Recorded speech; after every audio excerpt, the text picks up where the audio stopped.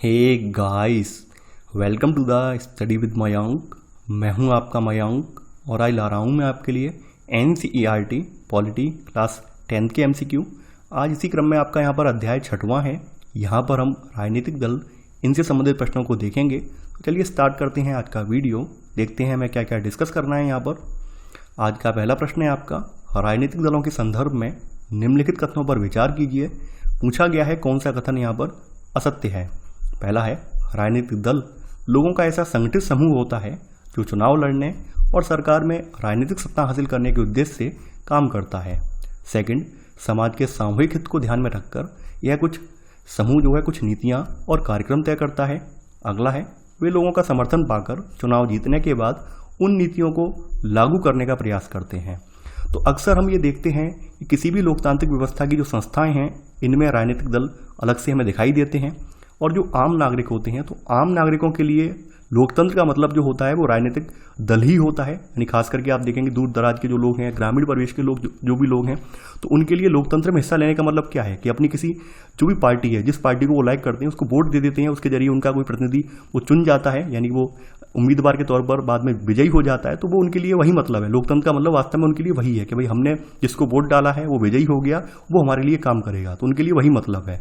तो यहाँ पर राजनीतिक दल क्या करते हैं? राजनीतिक दल यहाँ पर लोगों का ऐसा संगठित समूह होता है जो चुनाव लड़ने और सरकार में राजनीतिक सत्ता हासिल करने के उद्देश्य से काम करता है। पहला वाला कथन यहाँ बिल्कुल सही है। देखिए यहाँ पर हर राजनीतिक दल, चाहे कोई भी सही, बीजेपी, कांग्रेस, BSP, यानी जो भी कोई भी XYZ जितने भी अपने देश में राष्ट्रीय दल हैं या फिर राज्य स्तरीय दल हैं, सभी दल खास करके कुछ ना कुछ अपनी नीतियां बनाते हैं। राष्ट्रीय स्तर के दल कुछ ऐसे दल होते हैं जिनकी नीतियां जो होती हैं लगभग समूचे देश के लिए एकीकृत होती हैं, यानी एक जैसी पूरे देश के लिए एक जैसी होती हैं। उनमें राष्ट्रीय स्तर के मुद्दों को ज़्यादा वरीयता दी जाती है।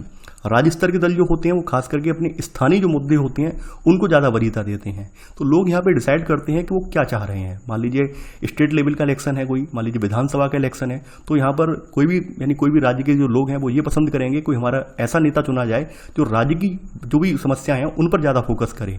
तो वो उन्हीं नीतियों पर जो है यहाँ पर आप कहेंगे यहाँ पर उन्हीं नीतियों को लेकर वो वोट करेंगे जिन नीतियों को लेकर किसी पार्टी ने अपना मैनिफेस्टो जारी किया है। तो समाज के सामूहिक हित को ध्यान में रखकर यह समूह कुछ नीतियां और कार्यक्रम तय करता है। तो सेकंड वाला कथन यहाँ पर बिल्कुल सही है। वे लोगों का समर्थन पाकर चुनाव जीतने के बाद उन नीतियों को लागू करने का प्रयास करते हैं। क्योंकि हर दल की अपनी अपनी अलग अलग नीतियां होती हैं, यानी बीजेपी की अलग हैं, कांग्रेस की अलग हैं, हर पार्टी की अलग अलग नीतियां हैं। तो ये डिपेंड करता है लोगों पर कि लोग किसकी नीतियों को पसंद कर रहे हैं, किसको वोट कर रहे हैं, किसको विजयी बना रहे हैं। मान लीजिए जो पार्टी जीत जाएगी फिर वो अपनी वही नीतियां जो उसने अपने चुनाव से पहले मैनिफेस्टो में रखी थी उन नीतियों को पूरा करने के लिए प्रयास करेगी। तो यहाँ पर आपके तीनों ही कथन सही हैं। पूछा गया है गलत कौन सा है, इनमें से कोई भी कथन गलत नहीं है। तो आंसर होगा पहले का डी। सेकंड प्रश्न है अब आपका, यहां पर कथन दिया है, कारण दिया है। कथन है आपका, राजनीतिक दल किसी समाज के बुनियादी राजनीतिक विभाजन को भी दर्शाते हैं। कारण बताया गया है यहाँ पर, पार्टी समाज के किसी एक हिस्से से संबंधित होती है, इसलिए उसका नजरिया समाज के एक उस वर्ग या समुदाय विशेष की तरफ झुका होता है। देखिए ये सच है। आज की डेट में आप भारत में उठाकर देख लें तो जितने भी राजनीतिक दल हैं तो वास्तव में वो राजनीतिक विभाजन को दर्शाते हैं। यानी हर दल किसी न किसी विशेष वर्ग या विशेष समुदाय का समर्थन करता है, ये हम देखते हैं। जैसे आपने देखा होगा बीजेपी हिंदुत्ववादी पार्टी है, कुछ पार्टियां जो है वो मुस्लिमों का समर्थन करती हैं। ये मतलब इस तरह के आप दल देख रहे होंगे। तो कहीं ना कहीं जो भी ये दल हैं, यानी राजनीतिक दल ये हैं, ये किसी समाज के बुनियादी राजनीतिक विभाजन को भी दर्शाते हैं। यानी पार्टी समाज के किसी एक हिस्से से संबंधित होती है और उनका नजरिया समाज के उस वर्ग या समुदाय की तरफ झुका होता है। जैसे आपने देखा होगा दलित समर्थक दल हैं, वो दलितों को लेकर अपने जो मुद्दे हैं या अपनी जो नीतियां हैं उनको लेकर ज़्यादा उनमें वरीयता देते हैं। तो ये सब चीज़ें हमें देखने को मिलती हैं। तो यहाँ पर कथन और कारण दोनों ही सही हैं, यानी ए और आर दोनों ही सही हैं और आर ए का सही स्पष्टीकरण है। तो सेकंड का आंसर होगा आपका ए वाला। तीसरा प्रश्न है आपका, राजनीतिक दल के प्रमुख हिस्सों के संदर्भ में निम्नलिखित कथनों पर विचार कीजिए। उपयुक्त में से कौन सा राजनीतिक दल का प्रमुख हिस्सा नहीं है। यहाँ पे बताना है इनमें से कौन सा एक जो हिस्सा है वो राजनीतिक दल से बिलोंग नहीं करता है। देखिए अगर बात की जाए तो राजनीतिक दल के 3 प्रमुख हिस्से होते हैं। पहली बात नेता, दूसरी बात होता है उसका देखिए सक्रिय सदस्य। यहाँ पे विरोधी सदस्य लिखा हुआ है, यानी कुछ सक्रिय सदस्य जो होते हैं जो कि पार्टी के लिए काम करते हैं तो सक्रिय सदस्य आ जाते हैं। इसके अलावा फॉलोअर होते हैं जो कि मान लीजिए पार्टी को सपोर्ट करते हैं, वोट देते हैं। तो यहाँ पर ये 3 लोग मिलकर किसी राजनीतिक दल का निर्माण करते हैं। तो यहाँ पर सेकंड वाला नहीं है, यहाँ पे लिखा हुआ विरोधी सदस्य नहीं। कोई भी राजनीतिक दल 3 लोगों से प्रॉपरली मिलकर बनता है, यानी नेता होता है उसमें कोई, सक्रिय सदस्य जो होते हैं उसके, और अनुयायी या समर्थक होते हैं। तो ऐसे करके राजनीतिक दल का निर्माण होता है। तो यहाँ पर सेकंड वाला हिस्सा नहीं है, विरोधी सदस्य इसका हिस्सा नहीं है। तो यहाँ पर आंसर होगा आपका तीसरे का बी, केवल सेकंड। चौथा प्रश्न है अब आपका, राजनीतिक दल के कार्यों के संदर्भ में निम्नलिखित कथनों पर विचार कीजिए। पूछा गया है उपर्युक्त कथनों में से कौन सा कथन यहाँ पर गलत है, यानी असत्य कौन सा है। पहला है दल चुनाव लड़ते हैं। अधिकांश लोकतांत्रिक देशों में चुनाव राजनीतिक दलों के द्वारा जो खड़े किए गए उम्मीदवार हैं इनके बीच लड़ा जाता है। सेकंड, दल अलग अलग नीतियां और कार्यक्रमों को मतदाताओं के सामने रखते हैं और मतदाता अपनी पसंद की नीतियां और कार्यक्रम चुनते हैं। अगला है पार्टियां देश के कानून निर्माण में कोई भूमिका नहीं निभाती। देखिए आपको पता ही होगा दल क्या करते हैं, दल चुनाव लड़ते हैं, यानी अधिकांश लोकतांत्रिक देशों में जो चुनाव हैं वो राजनीतिक दलों के द्वारा खड़े किए गए उम्मीदवारों के बीच लड़े जाते हैं। तो यहाँ पर आप देखेंगे कि यहाँ पर राजनीतिक दल जो हैं अपने उम्मीदवारों का चयन कई तरीके से करते हैं। जैसे अमेरिका की बात उठा लें तो अमेरिका में या कुछ ऐसे भी देश हैं जहाँ पर उम्मीदवार का चयन जो होता है वो दल के सदस्य और समर्थक मिलकर करते हैं, जबकि भारत में ये ऐसा नहीं है। भारत में जो पार्टी के जो वरिष्ठ नेता होते हैं या पार्टी के टॉप लीडर्स होते हैं वो तय करते हैं कि किस क्षेत्र से हमें कौन सा उम्मीदवार उतारना है। तो यहाँ पहला वाला कथन यहाँ पर बिल्कुल सही है। सेकंड है दल अलग अलग नीतियां कार्यक्रमों को मतदाताओं के सामने रखते हैं और मतदाता अपनी पसंद की नीतियां और कार्यक्रम चुनते हैं। ये बात बिल्कुल सही है। जैसा कि अभी हमने सेकंड प्रश्न में देखा था कि हर दल की कुछ ना कुछ विशेष पहचान होती है, विशेष नीतियां होती हैं, तो उसी के हिसाब से दल जो है समाज में एक सामाजिक विभाजन को दर्शाते हैं। तो यहाँ पर वही है, यानी जो दल जिस वर्ग को यहाँ पर लाइक करता होगा, जिस वर्ग का समर्थन करता होगा, तो उसकी नीतियों में उन वर्ग को उसी प्रकार वरीयता दी जाएगी। तो यहाँ पर हमें ये भी देखने को मिलेगा। तो सेकंड कथन यहाँ पर बिल्कुल सही है। तीसरा है पार्टियां देश के कानून निर्माण में कोई भूमिका नहीं निभाती। देखिए तीसरा कथन गलत है। पार्टियां देश के कानून निर्माण में जो है निर्णायक भूमिका निभाती हैं। कानूनों पर जो है औपचारिक बहस होती है और उन्हें विधायिका में पास करवाना पड़ता है। तो यहाँ पर आप देखेंगे कि विधायिका के जो अधिकतर सदस्य होते हैं वो किसी न किसी दल के सदस्य होते हैं और इस कारण वे अपने दल के नेता के निर्देश पर फैसला करते हैं। तो यहाँ पर आप देख सकते हैं पार्टियां जो होती हैं वो देश के कानून निर्माण में महत्वपूर्ण और निर्णायक भूमिका निभाती हैं। तो यहाँ पर आपका चौथे का तीसरा वाला कथन गलत है, तो आंसर है आपका सी, केवल तीसरा वाला। पांचवा प्रश्न है अब आपका, लोकतंत्र को जीवित रखने में विभिन्न दलों की सक्रियता बहुत आवश्यक है। राजनीतिक दलों की कार्यशैली के संदर्भ में निम्नलिखित में से कौन सा कथन सही नहीं है, यानी गलत कौन सा है यहाँ पर, वो आपको बताना है। पहला है दल ही सरकार बनाते हैं और चलाते हैं। सेकंड, चुनाव हारने वाले दल शासक दल के समर्थन पक्ष की भूमिका निभाते हैं। अगला है समाज के विभिन्न वर्गों में उनके मित्र संगठन या दबाव समूह भी काम करते हैं। अगला है दल ही सरकारी मशीनरी और सरकार द्वारा चलाए जाने वाले कल्याण कार्यक्रमों तक लोगों की पहुंच बनाते हैं। देखिए ये बात बिल्कुल सही है कि हमने देखा है कि दल ही सरकार बनाते हैं और चलाते हैं, यानी बड़े फैसलों के मामले में निर्णय जो होते हैं वो निर्णय राजनेता ही लेते हैं और ये नेता विभिन्न दलों के होते हैं। जैसे विभिन्न दलों के राजनेता चुनकर कहाँ जाते हैं, चुनकर संसद या जो भी राज्य की विधानसभा वहाँ जाते हैं और वहाँ पर जाकर जो भी नीतियाँ बनाई जानी जनता के संदर्भ में उन नीतियों को ये बनाते हैं। और इनमें से कुछ जो विशेष नेता होते हैं उनको मंत्री वगैरह का दर्जा दिया जाता है, ये भी हम देखते हैं। तो ऐसे करके हम ये देखते हैं दल ही सरकार बनाते हैं और चलाते हैं। तो पहला वाला कथन यहाँ बिल्कुल सही है।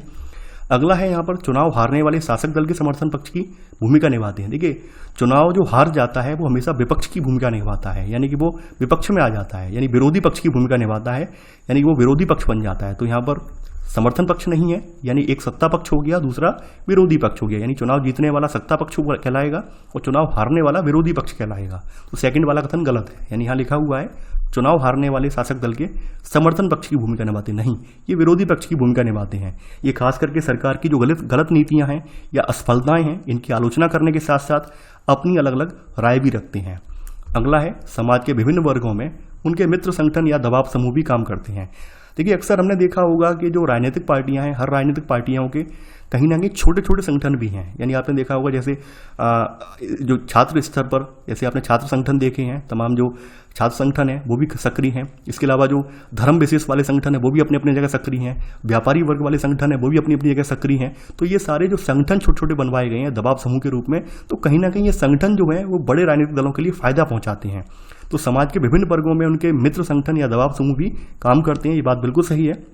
तो यहाँ पर सी वाला कथन आपका बिल्कुल सही है। यहाँ पर डी है, दल ही सरकारी मशीनरी और सरकार द्वारा चलाए जाने वाले कल्याण कार्यक्रमों तक लोगों की पहुंच बनाते हैं। देखिए, ये दल एक साधारण नागरिक के लिए किसी राजनीतिक या किसी सरकारी अधिकारी की तुलना में आप देखेंगे किसी राजनीतिक कार्यकर्ता से जो सरोकार रखना, जान पहचान रखना कह सकते हैं बड़ा आसान है।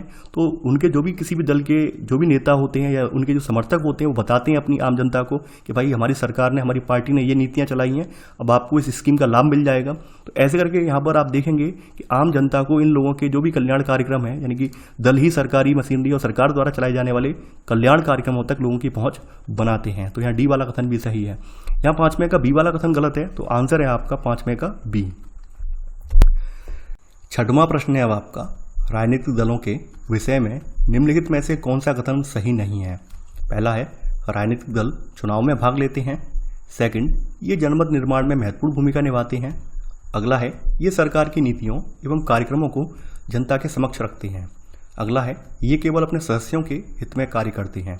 तो जैसा कि आप लोग जानते हैं, सरकार चलाने के लिए क्या करते हैं, राजनीतिक दल चुनाव लड़ते हैं, यानी अपने उम्मीदवारों को उतारते हैं और उनके जरिए सरकार बनाते हैं। यानी मान लीजिए कोई दल ज़्यादा वोट पाता है और बहुमत में आ जाता है तो सरकार बनाता है। तो इसके लिए क्या करते हैं, राजनीतिक दल चुनाव में भाग लेते हैं।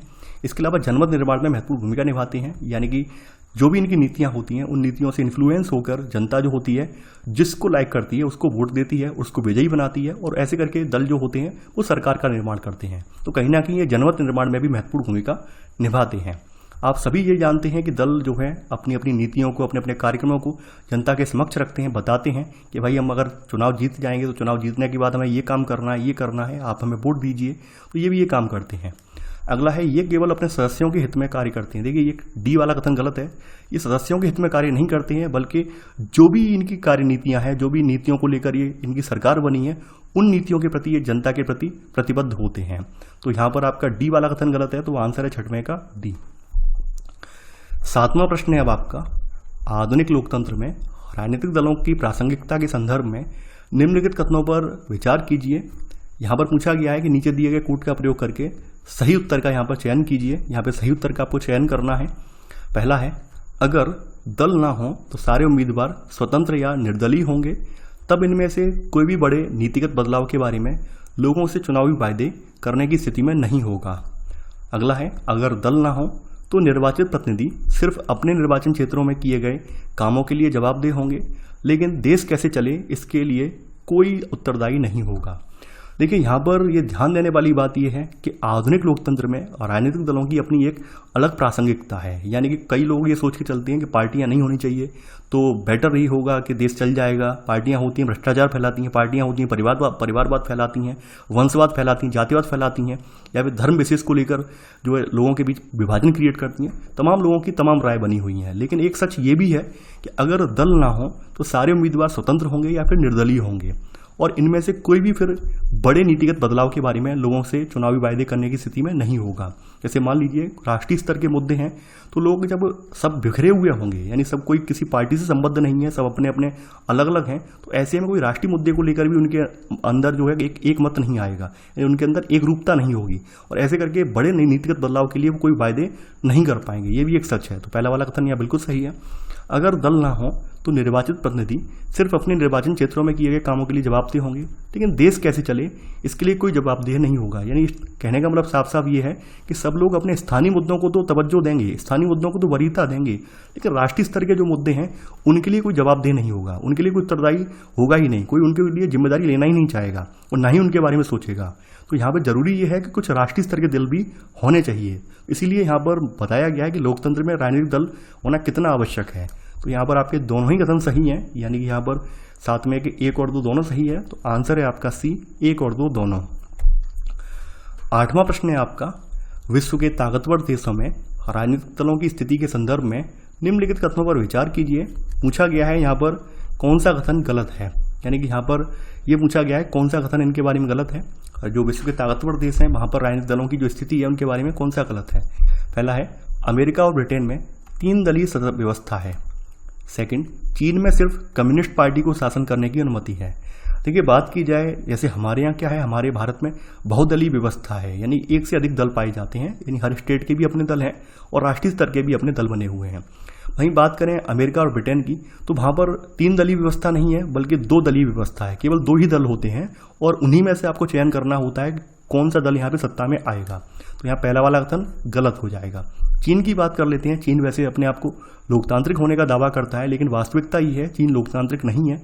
यहाँ सिर्फ एक ही पार्टी का शासन होता है, यानी आपको केवल और केवल एक ही पार्टी के उम्मीदवार को वोट डालना है, आपके सामने कोई विकल्प नहीं है। तो चीन में सिर्फ कम्युनिस्ट पार्टी को शासन करने की अनुमति है। पूछा गया है यहाँ पर 8वें का गलत कौन सा है, तो पहला वाला गलत है, तो आंसर है केवल 1। 9वां प्रश्न है अब आपका। कथन दिया है, कारण दिया है। कथन में है भारत में बहुदलीय व्यवस्था है, कारण बताया गया है 2-3 पार्टियां इतने बड़े मुल्क की सारी सामाजिक और भौगोलिक विविधताओं को समेट पाने में अक्षम है।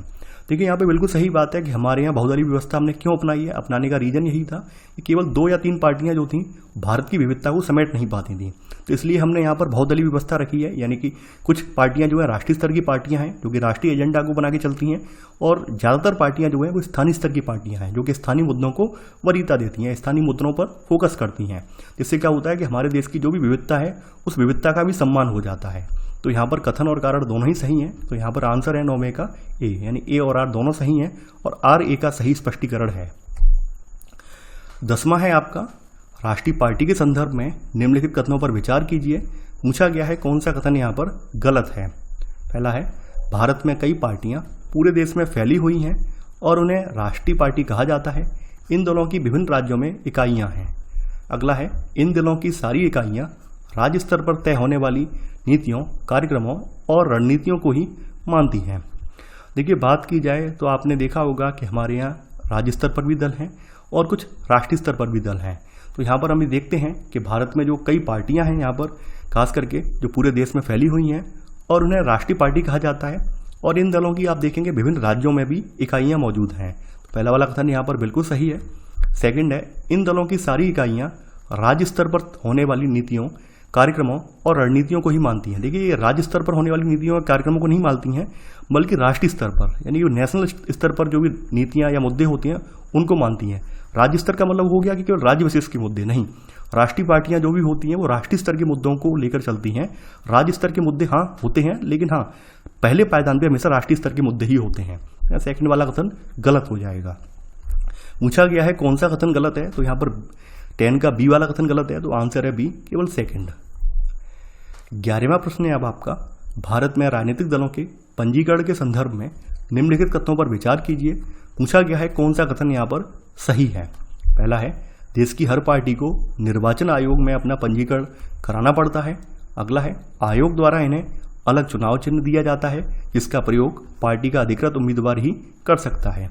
देखिए यहाँ पर आप जानते होंगे कि जितने भी विधानसभा या लोकसभा का चुनाव लड़ने वाले दल हैं इन सभी को आपका जो निर्वाचन आयोग है जिसका जिक्र आपके आर्टिकल 324 में जिसका जिक्र किया गया है, इसके तहत यहाँ पर आप देखेंगे निर्वाचन आयोग इनमें पंजीकरण करवाना होता है। तो यहाँ पर पहला वाला कथन सही है। और आप देखेंगे इन्हें अलग चुनाव चिन्ह दिया जाता है जिसका प्रयोग पार्टी का अधिकृत उम्मीदवार ही कर सकता है, ये भी सही है। और इस विशेषाधिकार और कुछ अन्य लाभ पाने वाली जो पार्टियां हैं इनको फिर मान्यता प्राप्त दल भी कहा जाता है। यानी इस तरह के जो विशेषाधिकार भी दिए जाते हैं, जब पार्टियां कुछ इनके अर्हता मानक पूरे कर लेती हैं तो उन्हें कुछ विशेष दर्जा दिया जाता है। वो दर्जा क्या दिया जाता है या मान्यता प्राप्त दल का जो दर्जा मिलता है उसके बारे में भी हम देखेंगे, तो ये भी हमें देखने को मिलता है। तो यहाँ पर दोनों ही कथन आपके सही हैं। तो 11वें का आंसर होगा आपका सी वाला, यानी 1 और 2 दोनों। 12वां प्रश्न है अब आपका भारत में किसी राजनीतिक दल के मान्यता प्राप्त दल के रूप में अर्हता मानकों के संदर्भ में निम्नलिखित कथनों पर विचार कीजिए।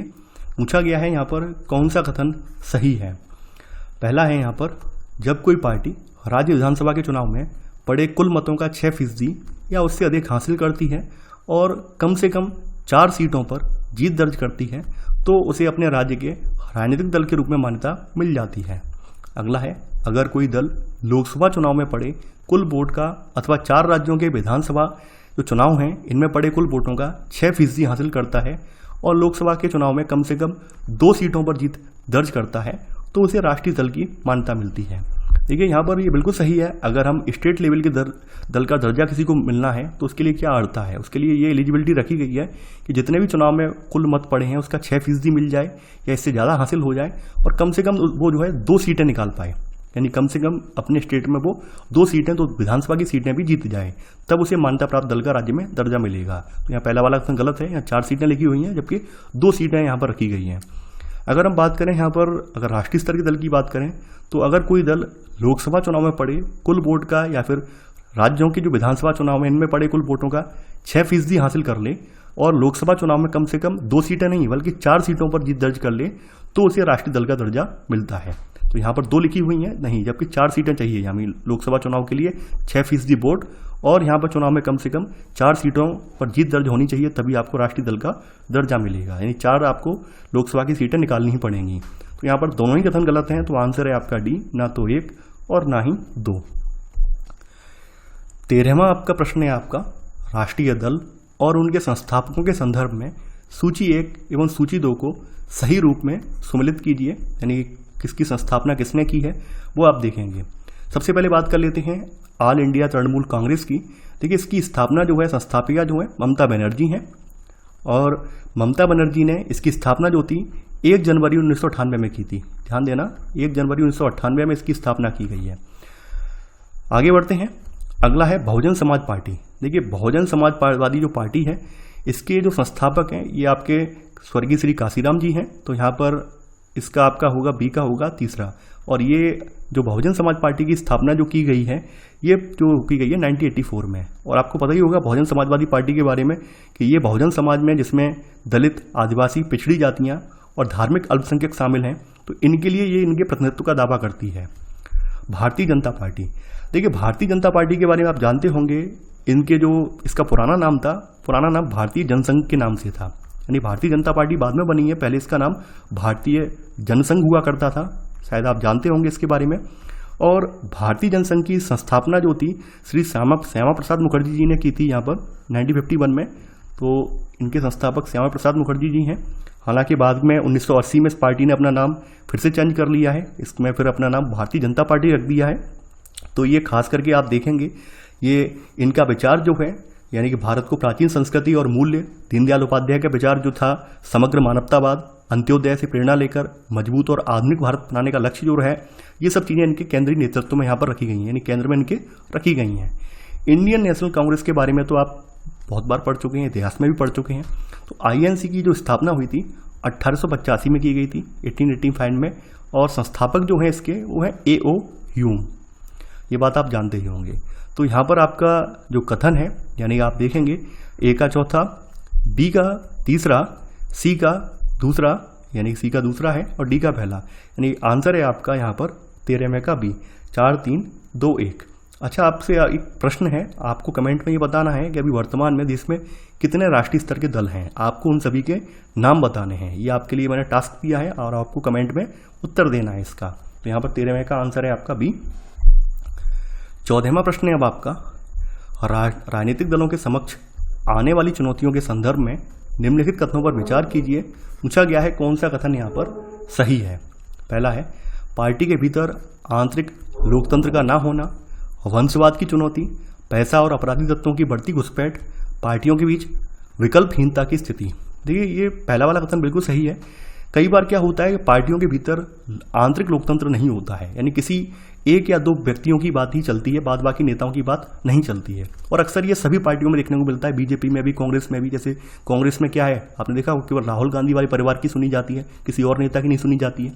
बीजेपी में भी ये बात आपने देखने को मिली होगी, केवल अमित शाह जी हैं, मोदी जी, इनकी बात मानी जाती है और किसी नेता की बात नहीं मानी जाती है। तो इस तरह से हर पार्टी में दिक्कत देखने को मिलती है कि पार्टी के भीतर आंतरिक लोकतंत्र नहीं होता है, कि वास्तव में वही कुछ गिने चुने नेता जो होते हैं, वरिष्ठ नेता जो होते हैं, वही तय करते हैं कि कौन चुनाव लड़ेगा, क्या नीतियां रहेंगी, किस तरह से हमें आगे बढ़ना है, पार्टी को आगे ले जाना है, वही तय करते हैं। तो एक तो चुनौती ये देखने को मिलती है। दूसरी चुनौती जो है वंशवाद की चुनौती।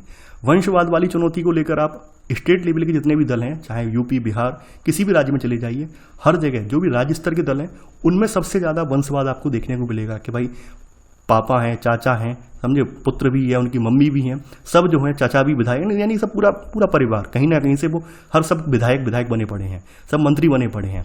तो ये वंशवाद वाली भी एक चुनौती है। वंशवाद की होने की वजह से क्या होता है, जो योग्य कैंडिडेट होते हैं, जो योग्य उम्मीदवार होते हैं, उनकी उपेक्षा की जाती है, और योग्य लोग जो होते हैं वो उसको क्या कह सकते हैं, हम राजनीति में नहीं आ पाते हैं। तो ये वंशवाद भी एक बहुत बड़ी चुनौती है। इसके अलावा अभी आप देख रहे होंगे, राजनीति अभी से ही नहीं, स्टार्टिंग से ही इसमें पैसे वाले और अपराधी तत्वों की जो घुसपैठ है वो लगातार बढ़ती जा रही है। कहीं ना कहीं लोगों को डराने धमकाने के लिए, पैसे से गलत तरीके से जनमत को मोड़ने के लिए इन सब चीज़ों का इस्तेमाल खूब किया जा रहा है, और लगभग सभी पार्टियां इसका इस्तेमाल करती हैं। मैं ये नहीं कहूँगा कि कोई पार्टी नहीं करती, कोई पार्टी उनको प्योर है, प्योर कोई नहीं है, कोई कम करता है, कोई ज़्यादा करता है, ठीक है। तो यहाँ पर तीसरा वाला कथन भी सही है।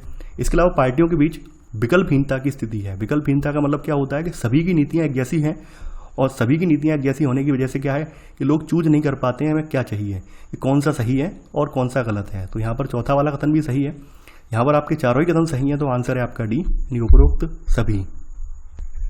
15वां प्रश्न है अब आपका, भारत में राजनीतिक दलों को सुधारने के लिए उठाए गए कदमों के संदर्भ में निम्नलिखित कथनों पर विचार कीजिए। पूछा गया है कौन सा कथन यहाँ पर सत्य है। पहला है, विधायकों और सांसदों को दल बदल करने से रोकने के लिए संविधान में संशोधन करके दल बदल कानून लाया गया। अगला है, उच्चतम न्यायालय के आदेशानुसार चुनाव लड़ने वाले हर उम्मीदवार को अपनी संपत्ति का और अपने खिलाफ चल रहे आपराधिक मामलों का ब्यौरा एक शपथ पत्र के माध्यम से देना अनिवार्य कर दिया गया है। देखिए, ये बात बिल्कुल सही है कि जो दल बदल का मतलब क्या होता है, किसी ने प्रलोभन दे दिया कि भाई हम आपको 1 करोड़ रुपया देंगे या आपको ये सुविधाएं देंगे, मंत्री बना देंगे, आप फलानी पार्टी को छोड़कर हमें ज्वाइन कर लीजिए, तो तत्काल लोग दल बदल कर लेते थे। तो इस दल बदल को रोकने के लिए 52वां संविधान संशोधन किया गया, और उसके जरिए फिर एंटी डिफेक्शन लॉ बनाया गया, यानी दल बदल विरोधी कानून, दल बदल रोधी कानून, विरोधी कानून में बोल रहा हूँ, सॉरी, रोधी कानून। यानी कोई व्यक्ति अगर दल बदल करता है और इसमें अगर संलिप्त पाया जाता है तो उसके खिलाफ कार्रवाई की जाएगी। कार्रवाई के तहत उसका जो भी मंत्री पद वगैरह है वो भी छीन लिया जाएगा, और उसको कह सकते हैं डिस्क्वालीफाई घोषित कर दिया जाएगा। तो यहाँ पहला वाला कथन बिल्कुल सही है। इसके अलावा माननीय सर्वोच्च न्यायालय ने भी आपके एक आदेश जारी किया है, और इस आदेश के अनुसार जब भी आप यानी नामांकन पत्र भरेंगे, जो भी आपका चुनाव लड़ने के लिए नामांकन फॉर्म भरा जाता है, तो यानी चुनाव लड़ने वाले हर उम्मीदवार को अपनी संपत्ति, अपने खिलाफ चल रहे आपराधिक मामलों का एक ब्यौरा एक शपथ पत्र के माध्यम से देना अनिवार्य कर दिया गया है। यानी आपके पास कितनी संपत्ति है, आपके पास कोई केस चल रहा है या फिर नहीं चल रहा है आपके ऊपर, ये आपको बताना पड़ेगा। चुनाव लड़ने से पहले शपथ पत्र में आपको बताना पड़ेगा। तो यहाँ पर दोनों ही कथन आपके सही हैं, तो आंसर है आपका सी, यानी 1 और 2 दोनों। अब देखिए, यहाँ पर हम NCERT पॉलिटी के जो अध्याय की अभ्यास प्रश्नावली है उसको भी देखेंगे। तो यहाँ पर आपका चैप्टर नंबर 6 में अब पहला प्रश्न है आपका, पहली सूची यहाँ पर संगठन या दल दिए हैं, और दूसरी सूची गठबंधन या मोर्चा, इनके नामों का मिलान करें, और नीचे दिए गए कूट नामों के आधार पर सही उत्तर ढूंढें। तो आपको बताना है कौन सा दल क्या है, यानी कि इंडियन नेशनल कांग्रेस की बात कर लेते हैं। तो देखिए, इंडियन नेशनल कांग्रेस जो है आपका एक संयुक्त प्रगतिशील गठबंधन है, यानी किसी एक पार्टी, कोई एक पार्टी नहीं है, यहाँ पे तमाम पार्टियां मिलकर कांग्रेस को सपोर्ट करती हैं, तो एक संयुक्त प्रगतिशील गठबंधन है। भारतीय जो है जनता पार्टी की बात कर लेते हैं, तो ये राष्ट्रीय एक जनतांत्रिक गठबंधन है, ठीक है। इसके अलावा communist party of India CPIM की बात कर लेते हैं। देखिए, CPIM जो है यहाँ पर एक वाम मोर्चा है, एक वामपंथी दल है। तेलुगु देशम पार्टी की बात कर लेते हैं। तेलुगु देशम पार्टी एक आपका क्षेत्रीय दल है, तो यहाँ पर आंसर होगा आपका गा, ठीक है। यानी यहाँ पर आपका अभ्यास प्रश्नावली के पहले प्रश्न का आंसर होगा गा, यानी पहले का गा, दूसरे का का, तीसरे का घा और चौथे का खा। 6वां प्रश्न है अब आपका, इनमें से कौन बहुजन समाज पार्टी का संस्थापक है? कांशीराम, साहू महाराज, BR अम्बेडकर, ज्योतिबा फुले। तो अभी हमने पढ़ा है इसकी स्थापना, यानी कि बहुजन समाज पार्टी की स्थापना कांशीराम जी ने की। अगला प्रश्न है अब आपका, भारतीय जनता पार्टी का मुख्य प्रेरक सिद्धांत क्या है? बहुजन समाज, क्रांतिकारी लोकतंत्र, सांस्कृतिक राष्ट्रवाद या आधुनिकता। देखिए, आपको पता होना चाहिए कि जो भारतीय जनता पार्टी की अवधारणा है, तो इसकी अवधारणा में सांस्कृतिक राष्ट्रवाद यानी हिंदुत्व एक प्रमुख तत्व है। तो यहाँ पर आंसर होगा आपका सा वाला। अगला है यहाँ पर आप पार्टियों के बारे में निम्नलिखित कथनों पर गौर करें। यहाँ पे आपको बताना है इन कथनों में से कौन सा सही है। पहला है यहाँ पर, राजनीतिक दलों पर लोगों का ज़्यादा भरोसा नहीं है। वह है आपका, दलों में अक्सर बड़े नेताओं के घोटालों की गूंज सुनाई देती है। अगला है, सरकार चलाने के लिए पार्टियों का होना जरूरी नहीं है। देखिए यहाँ पर सा वाला कथन बिल्कुल गलत है। आपको पता ही होना चाहिए सरकार जो है पार्टियों के दम पर ही चलती है। तो यहाँ पर आ और बा कथन सही है, तो यहाँ पर आंसर होगा खा वाला, यानी आ और बा। तो ये था हमारा आज का वीडियो। आई होप आपको ये वीडियो पसंद आया होगा। आप लोग इस वीडियो को लाइक शेयर करना बिल्कुल ना भूलें। चलिए आज के लिए बस इतना ही। Thanks for watching. जय हिंद।